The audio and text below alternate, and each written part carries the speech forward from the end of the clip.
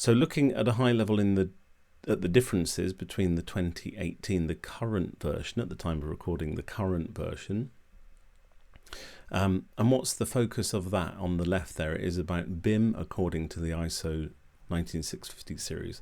So it is about BIM. We're not going to get into the definition of BIM, but it's definitely about the having a reliable basis for decision making, having the right information. So as we know, BIM is part of that. BIM, building information modeling, is just one type of information. We are also focused on documents, survey data, for example, GIS, geographic information data. That's all in scope. So in the new version, in the current draft version of part 1, so we're calling that the 2026 draft there, the language is slightly different. We're talking about information management according to ISO 19650. And as you can see there, we're talking about BIM is positioned as part of the wider whole life approach. There's lots more to focus on rather than just BIM. It's not that we're forgetting BIM, absolutely not. It's just one consideration, and it may or may not be the core consideration depending who you are, what information you're using for what purpose, at what stage in the life cycle of the asset. So you can see at the bottom we're just mentioning some types of users and domains. So for example, facilities management, digital, IT, governance, and we mean corporate governance. So is information used at a senior manager level? Of course it is. Project planning. Might that come through the common data environment, which we'll mention what that is later of course.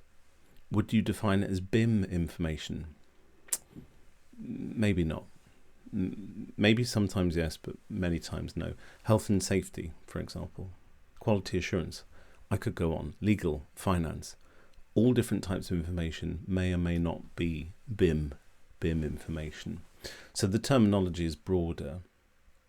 It is definitely restructured to make sure it includes all the other parts. So again, the first point there is we're talking about part 4, part 5, part 6 are now explicitly mentioned. Due to the timing, the years at which they were published, it simply didn't mention the other standards because they simply weren't published at the time. In 2018, the standards came out at other years later in many cases. So again, it's all encompassing now. Some things have changed at the bottom left there. Some of the terms have been updated. We're going to look at them. That's a core part of what we're going to look at. Some of the different language. The content has been revised. There's different graphics. We're not going to go into all the graphics. You need to look at the actual standards, buy the standards when they're finally published, and also look at the draft standards. So again, this presentation doesn't replace you looking at the standards. You must look at the standards and understand them and look at the guide. So we will go through part 2, part 3 in a different presentation. And the structure has been rebuilt to tell the information management story more logically. So more chronological, more sequential, more logical